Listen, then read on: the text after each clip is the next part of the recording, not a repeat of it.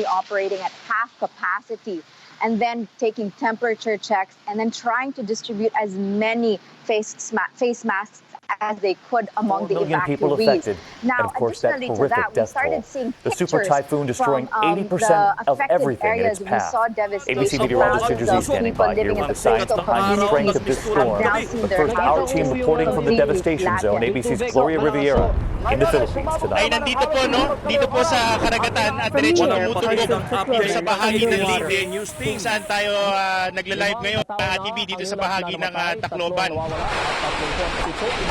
Sir, wala, tapos pandemic.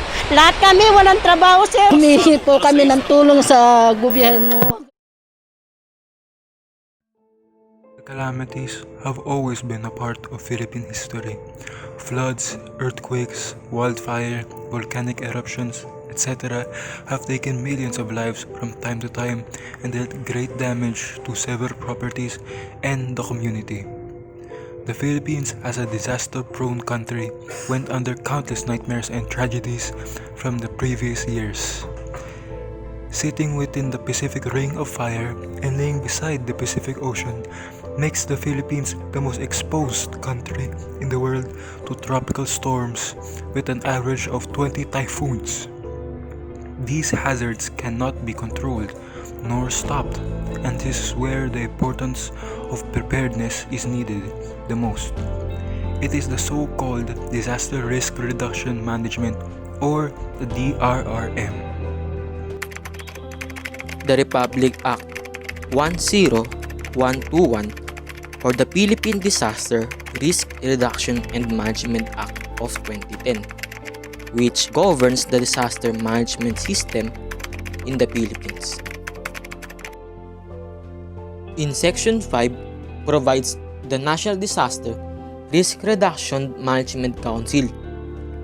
Its memberships and functions have increased to cope with complexities of disaster, meaning each member has its own part in 4 thematic areas of the Philippine Disaster Management System. In addition, Section 8 measures to reduce the vulnerabilities, risk to hazards, and manage the consequences of disaster by providing leadership in the continuous development of strategic and systematic approaches to cope with disaster that is provided by the Office of Civil Defense, which its primary mission of administering a comprehensive national civil defense and disaster risk reduction and management program. Moreover, Section 10 provides the creation of Regional Disaster Risk Reduction Management Council. It coordinates, integrates, supervises, and evaluates the activities of local disaster risk reduction management council.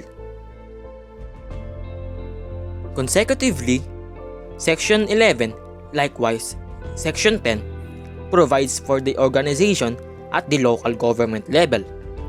In this matter, the provincial, city, and municipal disaster risk reduction management are mandated to be organized at the local levels.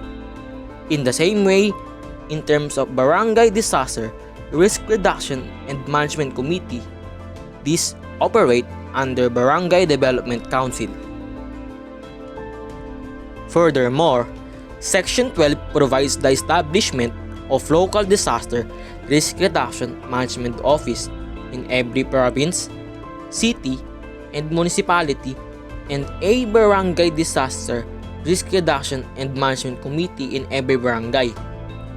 LDRRMOs shall be responsible for setting a direction, development, implementation, and coordination of disaster risk management program within their territorial jurisdiction.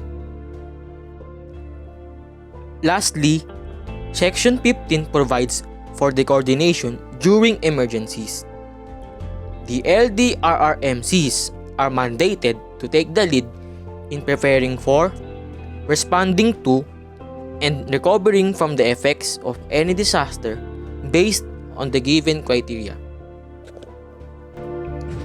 The National Disaster Risk Reduction and Management Council, or NDRMC, is a working group of various organizations of the government of the Philippines. They are in charge of planning, recovery, and increasing the country's resilience to disasters. The National Disaster Risk Reduction and Management Plan fulfills the requirement of RA number 10121 of 2010, which provides the legal basis for policies, plans, and programs to deal with disasters. To expound on NDRMP, it has 4 thematic areas to ensure a safer community. First is disaster preparedness, which is preparing by addressing the people stockpiling and relief goods. Next is disaster mitigation and prevention, which is to prevent the loss of lives and avoiding hazards. Then, disaster response, which is to ensure proper response after the disaster by conducting rescue operations and distributing relief goods. And lastly, rehabilitation and recovery, which is recovered from the losses and to restore damages. By law, the Office of Civil Defense formulates and implements the NDRMP and ensures that the physical framework, social, economic, and environmental plans of communities, cities, municipalities, and provinces are consistent with such plan.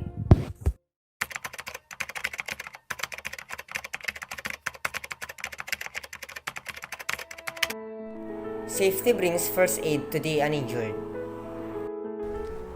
Remember that part of being a person is about helping others. Be prepared for the long haul rather than getting desperate and losing hope.